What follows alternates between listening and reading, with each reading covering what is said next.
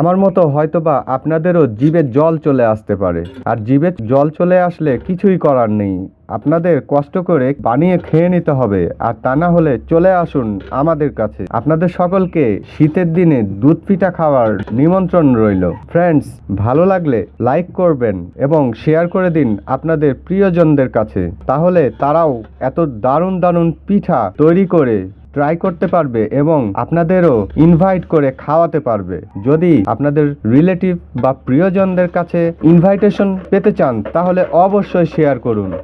Hello friends, আশা করছি আপনারা সকলে ভালো আছেন। ফ্রেন্ডস, আজ বাসায় দুধ পিঠা তৈরি করা হচ্ছে।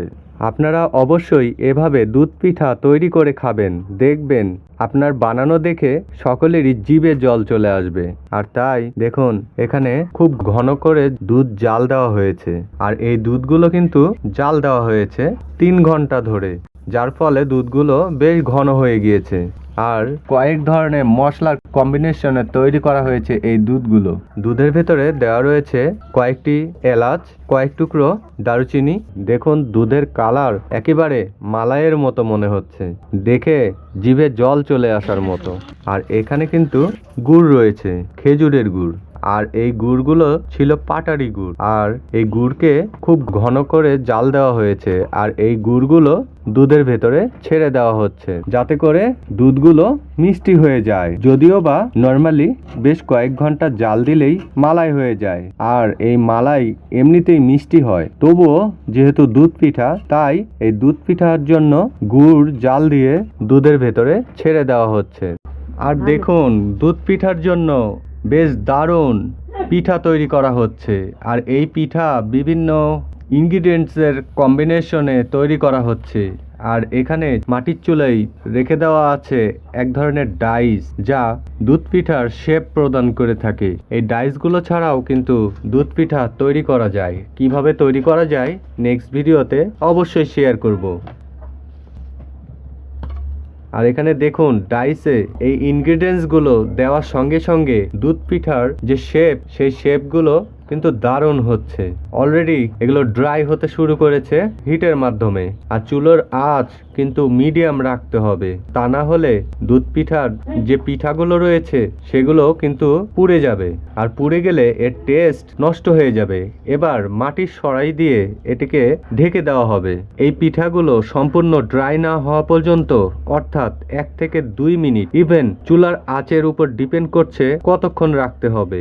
যতক্ষণ পর্যন্ত ড্রাই না হচ্ছে ততক্ষণ পর্যন্ত এটিকে ঢেকে রাখতে হবে। ফ্রেন্ডস, ততক্ষণে পিঠাগুলো হতে থাক, আর আমরা ততক্ষণে দেখে নিই কিভাবে এই পিঠাগুলো তৈরি করা হচ্ছে। ফ্রেন্ডস, দুধ পিঠার জন্য আমরা একটি সলিউশন দেখতে পাচ্ছি, আর এটি কিন্তু দেখতে মনে হচ্ছে ঘন দুধ। আর এই সলিউশনটি কিন্তু মূলত চালের আটা বা চালের গুঁড়া দিয়ে তৈরি করা হয়েছে। আর এখানে হাফ কেজি পরিমাণ চালের গুঁড়া রয়েছে এবং সেই সঙ্গে 1 লিটার পরিমাণে নর্মাল ওয়াটার মিশ্রণ করা হয়েছে, যাতে করে লিকুইড তৈরি হয়। যতক্ষণ না পর্যন্ত চালের গুঁড়ো বা চালের আটা দুধের মতো দেখতে না হবে ততক্ষণ পর্যন্ত এখানে ওয়াটার অ্যাড করতে হবে। এতেই এই সলিউশন বা দ্রবণটি তৈরি হয়ে যাবে। মালাইগুলো দেখুন কত দারুণ দেখতে, দেখলেই মনে হচ্ছে দুধের পিঠা না খেয়ে মালাইগুলোই খেয়ে ফেলি। দেখতে দেখতে সময় হয়ে গিয়েছে, পিঠাগুলো হয়েছে কিনা। তাহলে চলুন আমরা দেখে নেই এই পিঠাগুলো। সরাই বা ঢাকনা উঠিয়ে দিয়ে দেখুন, বেশ দারুণ দুধের পিঠা আকৃতি চিতই পিঠা। আর এই চিতই পিঠাগুলো কিন্তু ড্রাই হলে বেশ দারুণ লাগে দুধ ছাড়াই। এই চিতই পিঠাগুলো কিন্তু যে কোনো কিছুর সঙ্গে খাওয়া যায়, গুড় বা মোলাসিস অথবা ধনে পাতার চাটনি, ইভেন বিভিন্ন ধরনের মাংসের সঙ্গেই খাওয়া যায়, অথবা শুকনো মরিচের চাটনিতেও বেশ ভালো লাগে। আপনারা একবার ট্রাই করে দেখবেন।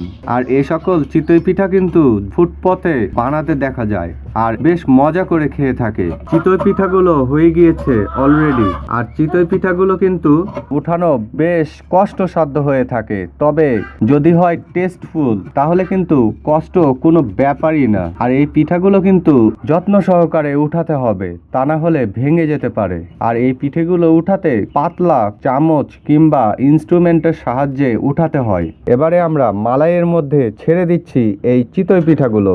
3 থেকে 4 ঘন্টা পর্যন্ত দুধ পিঠাগুলো ভিজানো হয়ে গিয়েছে। এবারে দেখুন কত ফ্লেভারফুল এবং টেস্টি। এভাবে আপনারা অবশ্যই বাসায় ট্রাই করবেন এবং আপনার বন্ধুদের মাঝে শেয়ার করে দিবেন, তাহলে সকলেই এই রেসিপিতে সুন্দর সুন্দর দুধ পিঠা তৈরি করে সকলে মিলে খেতে পারবেন। এবং ফ্রেন্ডস, নেক্সট ভিডিওতে এর রিলেটেড এবং আরও নিত্য নতুন টপিকস নিয়ে আপনাদের মাঝে উপস্থিত হব। আশা করছি সে পর্যন্ত আমার সঙ্গে থাকবেন, ভালো থাকবেন। Thank you.